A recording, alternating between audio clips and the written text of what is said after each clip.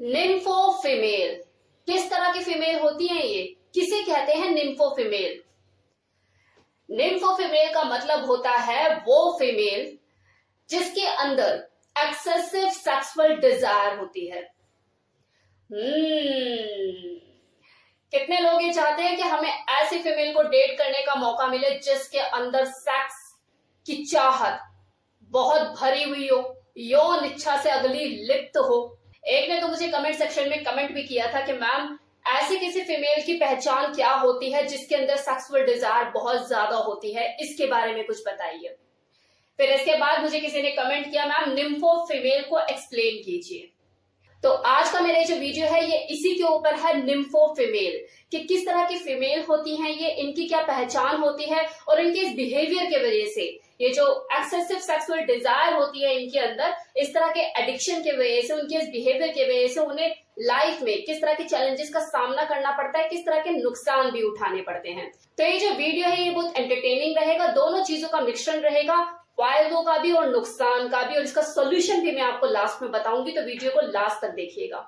अब जैसे कि मैंने आपको बताया कि निम्फो फीमेल उस फीमेल को कहते हैं जिसके अंदर यौन इच्छा कूट कूट के भरी हुई होती है, ओवरफ्लो हो रही होती है, उसके अंदर सेक्सुअल डिजायर बहुत एक्सेसिव होती है। मैक्सिमम मेल पुरुषों की ये चाहत होती है कि उन्हें ऐसी किसी फीमेल को डेट करने का मौका मिले जिसके अंदर यौन इच्छा तीव्र हो। जबकि सच तो यह है कि किसी ट्रू निम्फो फीमेल की सेक्सुअल डिजायर को पूरा करना हर किसी के बस की बात भी नहीं है। वो आपको रिकवरी का टाइम ही नहीं देगी, लग जाएंगे आपके 7-8 राउंड तो नॉर्मल है उस फीमेल के लिए, कुछ भी नहीं है। उसको आगे से भी चाहिए, पीछे से भी चाहिए, वो लटक कर भी लेगी, लटका भी देगी, वो घोड़ी भी बनेगी, आपको घोड़ा भी बना देगी। मतलब आप ये समझिए हर पोजीशन वो ट्राई करेगी। एक्सपेक्टेशन पे खरा उतरना उसके हर किसी के बस की बात नहीं है। गाड़ी क्या, बेडरूम क्या, सोफा क्या, जहां उसे प्लेजर मिलता है, जहां उसे नयापन लगता है, वो वहां शुरू। ऐसे फीमेल के साथ सबसे ज्यादा प्रॉब्लम तब होती है जब वो किसी के साथ रिलेशनशिप में हो और जो उसका पार्टनर है उसी की तरह सेक्सी ना हो, उसके अंदर वो यौन इच्छा ना हो, तो वो उसका सारा टाइम अपने पार्टनर को मनाने और सेड्यूस करने में जाता है, क्योंकि दोनों में कंपैटिबिलिटी नहीं है ना। अब अगले की यौन इच्छा तो आसमान छू रही है, दूसरा वाला बीच में कटी पतंग की तरह झूल रहा है। तो ऐसी जो फीमेल होती है उनके साथ सेक्सुअली कंपैटिबल हो पाना बहुत मुश्किल होता है। लेकिन अगर उसका जो पार्टनर है वो सेम उसी की तरह से है, उसकी भी लिबिडो उतनी ही हाई है, फिर इन दोनों के बीच में रोज सेलिब्रेशन होता है, हर दिन दिवाली। इस तरह की जो फीमेल होती हैं इनका एक्स्ट्रा मैरिटल अफेयर होना कोई बड़ी बात नहीं है। अगर आपको ऐसे में पता लगता है कि उस फीमेल का जो है एक्स्ट्रा मैरिटल अफेयर है, तो सोचो नहीं है तो दिक्कत है, because of excessive sexual desire. कितनी फीमेल तो ऐसी होती है जो किसी एक बंदे से सेटिस्फाइड होती ही नहीं है, तो इसके पीछे कहीं ना कहीं मजबूर भी होती हैं कि अपनी यौन इच्छा को वो क्या करे। भूख अगर ज्यादा लगेगी, किसी की बॉडी में अगर ज्यादा नीड है, ज्यादा रिक्वायरमेंट है, तो वो क्या करेगा। इनके बॉयफ्रेंड की जो लिस्ट होती है वो भी बहुत लंबी होती है, और ये जरूरी नहीं कि वो टिकाऊ ही हो, बस उसकी सेक्सुअल डिजायर को पूरा करने वाला होना चाहिए। नो डाउट कि किसी फीमेल के अंदर अगर यौन इच्छा बहुत तीव्र है तो उसके साथ रिलेशनशिप बनाने वाला जो पुरुष है उसके तो मजे ही हैं। Full of satisfaction, sexual pleasure, हर तरह की पोजीशन वो ट्राई करेगा, क्योंकि अगली तो चाहती है कि मुझे कोई दिन रात मेरे साथ करे। लेकिन इस तीव्र यौन इच्छा के नुकसान भी बहुत उठाने पड़ते हैं। कितनी ऐसी फीमेल हैं जो कि परेशान रहती है कि हम अपनी हाई लिबिडो को कम कैसे करें, हमें अपनी इस यौन इच्छा के ऊपर कंट्रोल करना है। ऐसी भी औरतों की कमी नहीं है।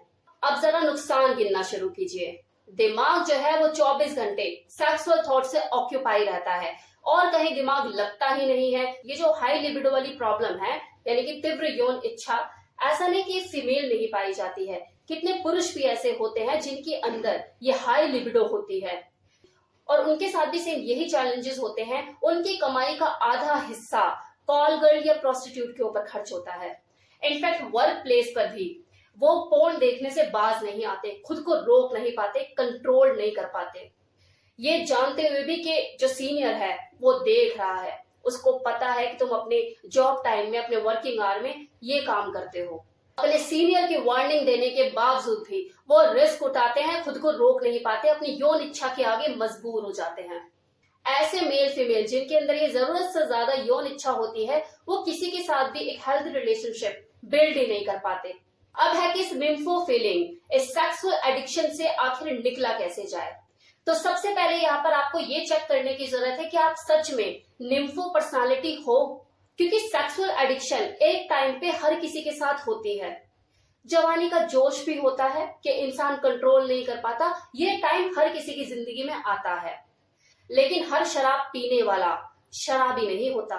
तो इसलिए आपको ये चेक करना है कि आपके अंदर ये निम्फो पर्सनालिटी वाले सिम्टम्स हैं या नहीं, आप सच में एडिक्टेड हैं भी या नहीं। अब इसके लिए आपको कुछ बातों पर ध्यान देने की जरूरत है। नंबर 1 कि क्या आप मैस्टरबेशन जरूरत से ज्यादा करते हो, मतलब इतना आप ओवर कंट्रोल हो चुके हो कि जगह भी नहीं देखते, वर्क प्लेस भी, आपके सीनियर ने आपको वार्न भी कर रखा है लेकिन तब भी आप बाज नहीं आते, ओवर कंट्रोल हो चुके हो, इस तरह की चीजें आपके साथ हैं। और एक चीज और जो कि बहुत इंपॉर्टेंट है मेल और फीमेल दोनों के लिए, कि अपने सेक्सुअल प्लेजर को पाने के लिए आपके दिमाग में कहीं किसी को सेक्सुअली असॉल्ट करने का विचार तो नहीं आता, किसी को मॉलेस्ट करने का, किसी के साथ जोर जबरदस्ती करने का। तो अगर आपके अंदर इन चारों बातों में से कोई एक बात है, मतलब आपको ऐसा लगता है कि यार ये वाली जो चीज है ये मेरे साथ है, तो आपको अपनी मेंटल हेल्थ पे काम करना जरूरी है एज अर्ली एज पॉसिबल। आपके लिए ही अच्छा है, आपके मेंटल पीस के लिए अच्छा है, आपकी फिजिकल हेल्थ के लिए अच्छा है। अब आपको क्या करना है, सबसे पहले एक पेन पेपर लीजिए और अपनी पर्सनल रिकवरी करना शुरू कीजिए और सोचिए कि इस तरह के बिहेवियर से, इस सेक्सुअल एडिक्शन से आपको अभी तक क्या क्या नुकसान उठाने पड़े हैं। आपकी फैमिली, आपके क्लोज रिलेशनशिप, आपके पर्सनल रिलेशनशिप किस तरह से इफेक्ट हुए हैं, आपके करियर में किस तरह से ये बाधा बना हुआ है, किस तरह से आपकी नाकामयाबी का सबसे बड़ा रोड़ा बना हुआ है, आपकी मेंटल हेल्थ को, आपकी फिजिकल हेल्थ को किस तरह से नुकसान पहुंचा रहा है, किस तरह से इफेक्ट कर रहा है। लिस्ट बना ली। अब लिस्ट बनाइए कि आपको किस किस तरह के पॉजिटिव चेंज लेकर आने हैं और फिर आप अपने ऊपर काम करना शुरू कीजिए। काम क्या, सबसे पहले आप उन अपने दोस्तों से कट ऑफ कीजिए जो आपको प्रेरित करते हैं, बूस्ट करते हैं, चल यार मस्ती मार के आते हैं, चल इधर चलते हैं, उधर चलते हैं। ये जो लोग हैं ना, ये जो यार दोस्त हैं आपके, आपका जो सर्कल है, जिनके बिना आप जी नहीं सकते, जो आपके सेक्सुअल बिहेवियर को ट्रिगर करते रहते हैं, बार बार बूस्ट करते रहते हैं, इनसे दूरी बनाना शुरू कीजिए। ये जो टॉक्सिक लोग हैं इनकी छटनी करना शुरू कीजिए अपनी लाइफ में से। जब आप अपनी सेक्सुअल एक्टिविटीज को धीरे धीरे कम करना शुरू करोगे तो आपके अंदर एनर्जी बचना शुरू होगी। फिर उस एनर्जी को आप अच्छे काम में लगाइए, मतलब या तो फिजिकल एक्सरसाइज कीजिए या फिर किसी ऐसे बेहतर काम में लगाइए जो कि बहुत ज्यादा प्रोडक्टिव हो, जिससे आपको कुछ मिले। वो जो रिजल्ट आपको मिलेगा वो आपको ऑटोमेटिकली बूस्ट करेगा खुद को बिजी रहने के लिए उस काम में। अब इस सेक्स एडिक्शन से बाहर निकलने का मतलब ये नहीं कि आप साधु बन जाओ, जिंदगी में कभी सेक्स करो ही मत, ऐसा नहीं है। आपको कुछ टाइम तक बस इस सेक्स को स्टॉप करना है। आपको बैलेंस सेक्स करना सीखना है कि बैलेंस में रहकर सेक्स को किया कैसे जाता है। आपको सेक्स को गुलाम बनाना है, सेक्स का गुलाम बनना नहीं है।